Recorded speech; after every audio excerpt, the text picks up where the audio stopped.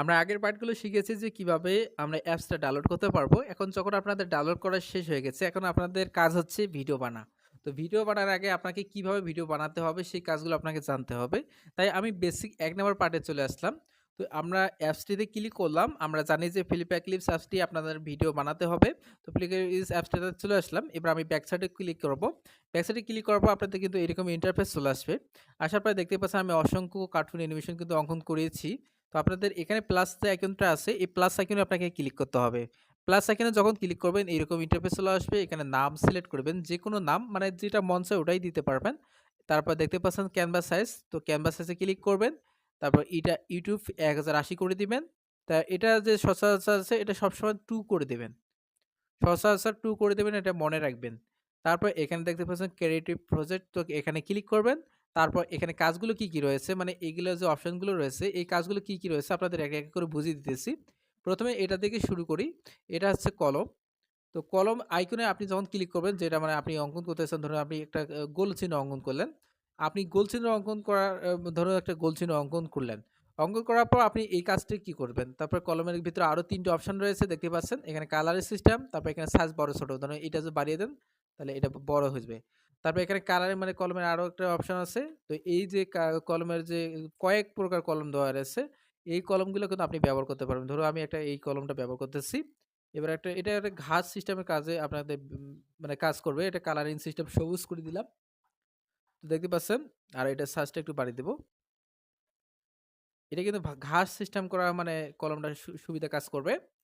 এখন কথা হচ্ছে আপনি যে ২য় নাম্বার অপশনটা আছে এটার কাজ কি?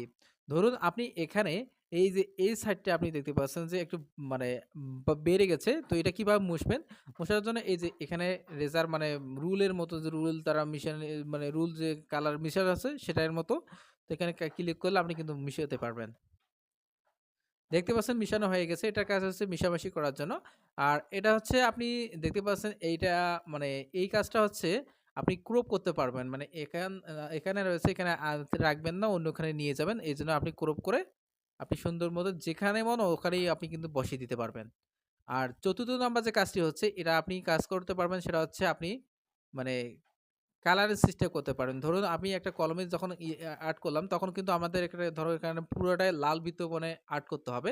তো আপনাদের দেখিয়ে দিতেছি, আপনাদের একটা পতাকা আর্ট করে দেখিয়ে দিতেছি। ধরুন আপনাদের একটা পতাকা আর্ট করে দিয়ে দেবো এখন। তো এখানে আমাদের পতাকা যখন আর্ট করব ধরুন এখানে আমরা পতাকা আর্ট করলাম। তো কলমটা আইকনটা আমাকে সিলেক্ট করতে হবে এই যে কালো কালার। সরি এখানে কালো কালার সিলেক্ট করব।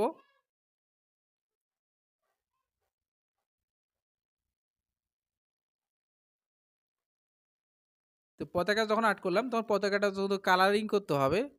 তো পতাকাটা কালারিং করার জন্য আপনাকে এই অপশনটা সিলেক্ট করতে হবে। ৪র্থ নাম্বার অপশনটা মাঝে যেহেতু লাল থাকে লাল করতে হবে। আর চারপাশে যদি মানে সবুজ থাকে তাহলে আপনাকে সবুজ সিলেক্ট করে খালি ক্লিক করবেন। অবশ্যই দেখবেন পতাকার কালারটাও অটোমেটিকই হয়ে গেছে। এখন কথা হচ্ছে আপনি এই যে ৫ম নাম্বার যে ধাপটা আছে এটা আপনি কাজ কি? ৫ম নাম্বার ধাপটা হচ্ছে আপনি কোনো মানে টেক্সট মানে লিখতে পারবেন। ধরুন আমি পতাকা লিখতেছি। হ্যাঁ, পতাকা লেখার পর আপনি দেখতে পাচ্ছেন পতাকা আমি যখন লিখলাম তখন পতাকা আসলো। তো আপনি এটা সুন্দর করে এই যে বসিয়ে দিলাম। এই দেখেন এখানে পতাকা একটা কাজ হয়ে গেছে।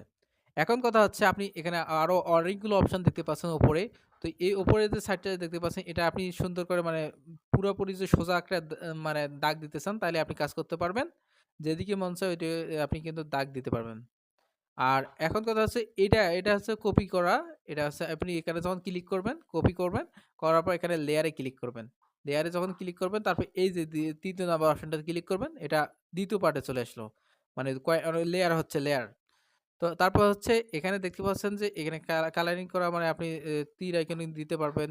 এইটার কাজও এই যে দাড়ি আনা ইয়ে করা এটাই। তারপর এখানে দেখতে পাচ্ছেন যে আপনি অডিও সিলেক্ট করতে পারবেন। মানে আপনি ভয়েস দিতে পারবেন। ধরুন এখানে আমি ভয়েস দিব এখন। হ্যালো গাইস আসসালামু আলাইকুম। তো এখানে দেখতে পাচ্ছেন আমার কিন্তু ভয়েস কিন্তু হয়ে যাচ্ছে। এটা আপনি ভয়েস দিতে পারবেন। আর এখানে আপনি যখন সেভ করতে চাবেন এখানে 3 ডটে ক্লিক করবেন। 3 ডটে ক্লিক করার পর আপনি এখানে মেক মুভ এটাতে ক্লিক করার পর আপনি এখানে মেক মুভ আবারও ক্লিক করবেন। এটা অটোমেটিক কিন্তু সিলেক্ট হয়ে যাবে আপনাদের গ্যালারিতে চলে যাবে। তো আমরা এর পরবর্তী পার্ট আমরা দেখব।